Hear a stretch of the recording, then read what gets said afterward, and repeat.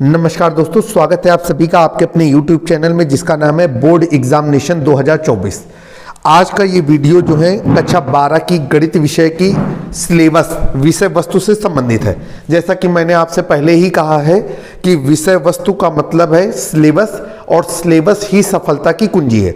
वास्तव में सिलेबस हमें ये बताता है कि अमुक कक्षा में या जिस भी कक्षा में हम हैं उस कक्षा के किस विषय पे कौन से टॉपिक आने वाले हैं।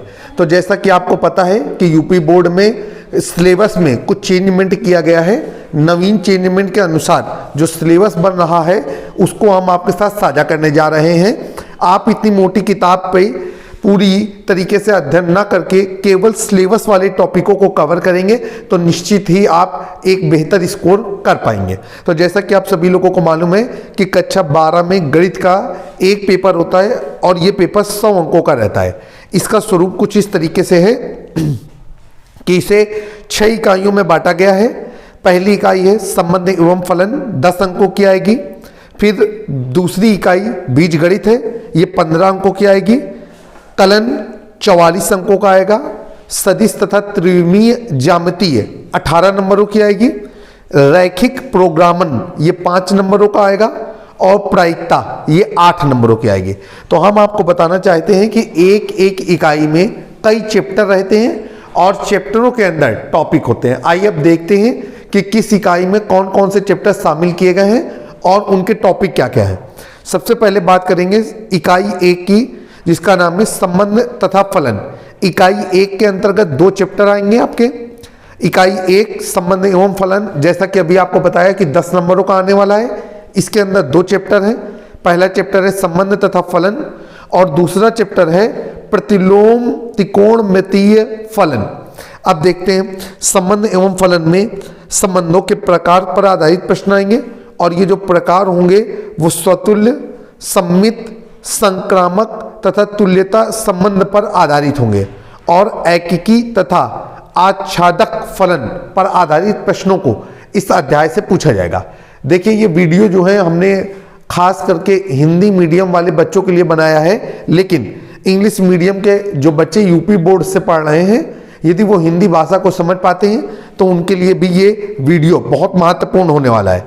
अब जो दूसरा अध्याय है प्रतिलोम त्रिकोणमितीय फलन, इसमें जिन जिन टॉपिकों को यूपी बोर्ड ने वर्ष 2023-2024 की परीक्षा के लिए सम्मिलित किया है वो हैं इनकी परिभाषाएं, परिसर, प्रांत, मुख्य मान, शाखाएं, प्रतिलोम त्रिकोणमितीय फलनों के आलेख। इन बिंदुओं पर आधारित जो प्रश्न होंगे उनको आप गणित के अध्याय में तैयार करके रखेंगे, वो यूपी बोर्ड में निश्चित ही आने वाले हैं। ये दोनों अध्याय 10 नंबरों के अंतर्गत आएंगे।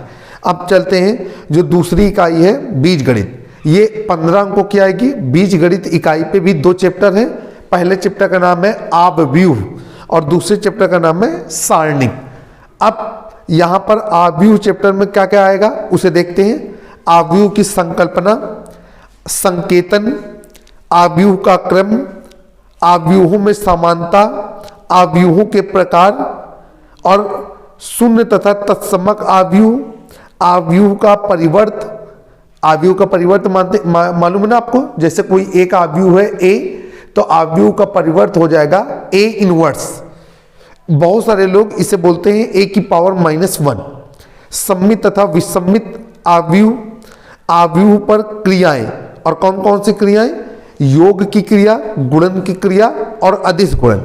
इसके बाद योग, गुणन तथा अदिश गुणन के साधारण गुणधर्म, इन पर आधारित प्रश्न आएंगे।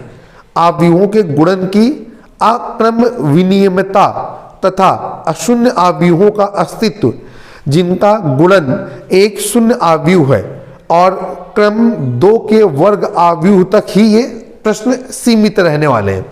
व्युत्क्रमणीय आव्यूह तथा व्युत्क्रम की अद्वितीयता, यदि उसका अस्तित्व है, यहाँ सभी आव्यूहों के अवयव वास्तविक संख्याएं हैं।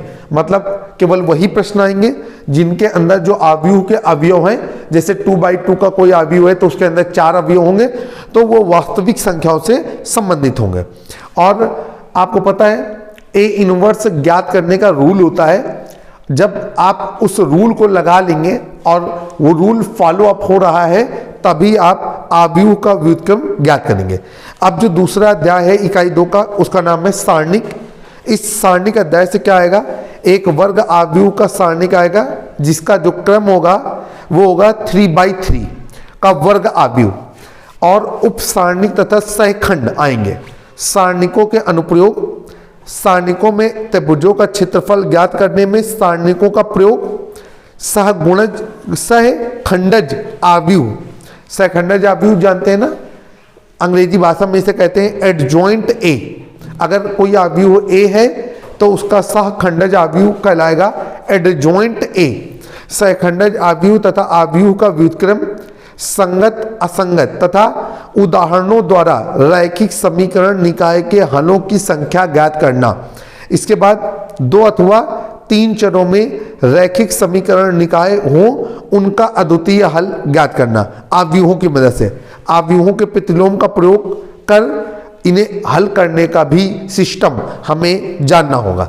इसके बाद इकाई 3 सबसे बड़ी इकाई है और इसका नाम है कलन। जैसा कि आपको पहले विषय वस्तु पे हमने दिखाया था कि कलन 100 नंबर के पेपरों में 44 नंबर को कवर करेगा।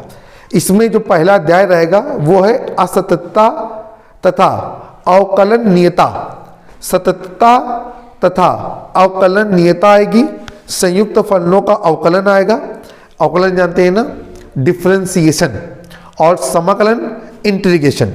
श्रृंखला नियम आएंगे, अस्पष्ट फलनों का अवकलन आएगा, चर घातांकीय तथा लघुगणकीय फलनों की संकल्पना आएगी तथा उनका अवकलन आएगा, लघुगुणकीय अवकलन आएंगे, प्राचल रूप में व्यक्त फलनों का अवकलन आएगा, द्वितीय क्रम के अवकलन आएंगे।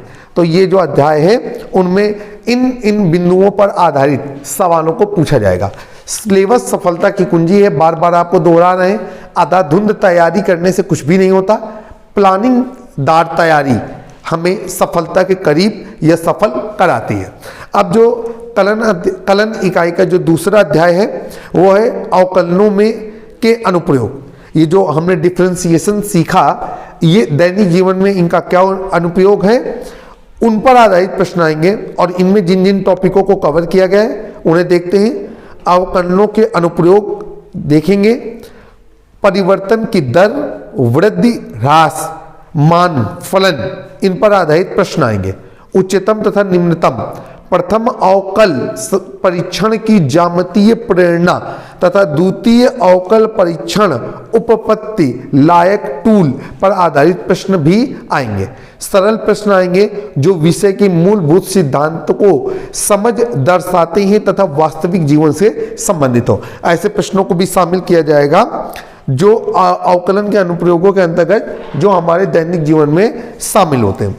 अब जो तीसरा अध्याय है कलन इकाई का वो है समाकलन। समाकलन में हमें क्या है, समाकलन पे आधारित प्रश्न, अवकलन के व्युत्क्रम प्रक्रम के रूप में कई प्रकार के फलनों का समाकलन, ये प्रतिस्थापन विधि से, आंशिक भिन्नों द्वारा और खंडशः द्वारा हमें सीखने होंगे।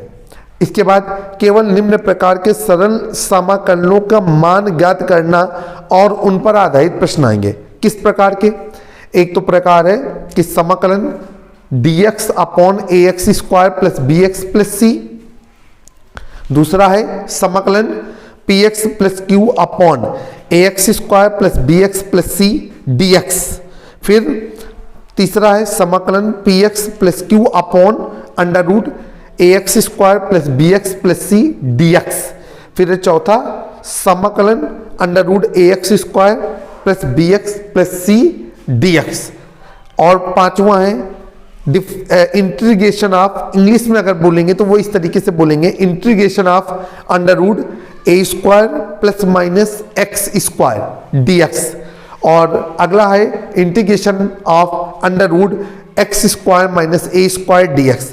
फिर इसके बाद वाला जो है वो हम हिंदी में बोलते हैं समाकलन ब्रैकेट में px plus d under root ax square plus bx plus c dx, फिर है समाकलन dx upon x square plus minus a square. Next समाकलन dx upon under root x square plus minus a square. फिर अगला है समाकलन dx upon under root a square minus x square. अगला समाकलन dx upon under root a x square plus b x plus c. फिर अगला है समाकलन dx अपॉन ए प्लस बी कॉस एक्स। फिर अगला है समाकलन dx अपॉन ए प्लस बी साइन एक्स। इन पर आधारित प्रश्नों के मान निकालने होंगे आपको। ये प्रश्न आपको तैयार करके रखने। आइए अगला सवाल देखते हैं। अगला जो इसकी इकाई है उसका नाम है हमारा समाकलनों के अनुप्रयोग। इसमें हमें क्या है, समाकलनों के अनुप्रयोग में साधारण वक्रों के अंतर्गत क्षेत्रफल ज्ञात करना, विशेषतया रेखाएं, वृत्त, परवलय, दीर्घवृत्त, केवल मानक रूप का क्षेत्रफल ज्ञात करना है। मतलब वक्रों में इस तरीके के वक्रों के प्रश्न आएंगे जिनमें हमें केवल क्षेत्रफल ज्ञात करने वाले ही सवाल पूछे जाएंगे। फिर है अवकल समीकरण। अब अवकल समीकरण में क्या है, यहां पर अवकल समीकरण की परिभाषा, कोटि, घात, अवकल समीकरण का व्यापक एवं विशिष्ट हल, पृथक्करणीय चर के तरीके द्वारा अवकल समीकरणों का हल, प्रथम कोटि एवं प्रथम घाट वाले समघातीय अवकल समीकरणों का हल, निम्न प्रकार के रैखिक अवकल समीकरणों के हल। कौन से रैखिक अवकल समीकरण, dy by D X plus P Y is equal to Q, जहां पर p और q x के फलन है, dx upon dy plus P x बराबर q, जहां p और q y के फलन है। बहुत अच्छी तरीके से किसी भी कक्षा में आप हैं उस कक्षा के सिलेबस का अध्ययन करके ही आप तैयारी करेंगे, निश्चित ही 100% सफलता मिलेगी। इकाई 4 का नाम है सदिश तथा त्रिविमीय ज्यामिति। इसमें जो पहला अध्याय है उसका नाम है सदिश। ये इकाई 18 नंबरों की आनी है। इस सदिश में हमें क्या क्या पढ़ना है, सदिश एवं अदिश पर आधारित प्रश्न, एक सदिश का परिमाण व दिशा, सदिशों के दिक् कोसाइन, दिक् अनुपात, सदिशों के प्रकार कौन कौन से, समान, मात्रक, शून्य, समांतर तथा संरेख सदिश, किसी बिंदु का स्थित सदिश ज्ञात करना, ऋणात्मक सदिश की आधारित प्रश्न, एक सदिश के घटक, सदिशों का योगफल, एक सदिश का अदिश्य गुणन, दो बिंदुओं को मिलाने वाले रेखाखंडों को एक दिए गए अनुपात में बांटने वाले बिंदु का स्थित सदिश, परिभाषा, ज्यामितीय व्याख्या, सदिशों के अदिश गुणनफल के गुण एवं अनुप्रयोग। इसके बाद सदिशों के सदिश गुणनफलों पर भी चर्चा करनी है। अगला क्वेश्चन, अगला जो अध्याय है वो है हमारा दो बिंदुओं को मिलाने वाली रेखा के दिक् कोसाइन,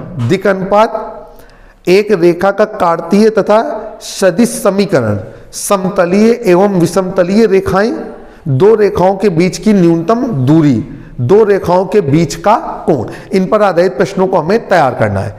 पांचवी जो इकाई है वो पांचवी इकाई इस तरीके से है कि ये रेखीय प्रोग्रामन है। इसमें 5 अंकों के प्रश्न आएंगे।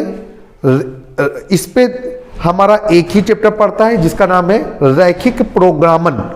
उसमें हमें भूमिका, संबंधित पदों जैसे कि व्यवरोध, उद्देश्य, फलन, इष्टत, हल की परिभाषाएं, दो चरों में दी गई समस्याओं का आलेखीय हल, सुसंगत एवं असुसंगत क्षेत्र, सुसंगत तथा असुसंगत हल, इष्टतम सुसंगत हल, इन पर आधारित प्रश्नों को हमें सॉल्व करना होगा।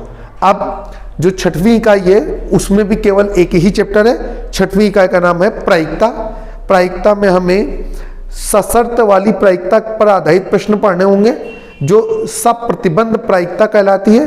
प्रायिकता का गुणन नियम पढ़ना होगा, स्वतंत्र घटनाओं के बारे में जानकारी लेनी होगी और कुल प्रायिकता के बारे में भी हमें जानकारी प्राप्त करनी है। इसके साथ ही हमें वृत्त प्रमेय पर भी नॉलेज गेन करनी है। तो ये था गणित विषय का कक्षा 12 का सिलेबस जो उत्तर प्रदेश बोर्ड परीक्षा 2023-2024 के लिए निर्धारित किया गया है। दोस्तों आपको अवगत कराना चाहते हैं कि जल्द ही आपको बोर्ड एग्जामिनेशन से रिलेटेड मोबाइल एप्लीकेशन भी हम उपलब्ध कराने जा रहे हैं।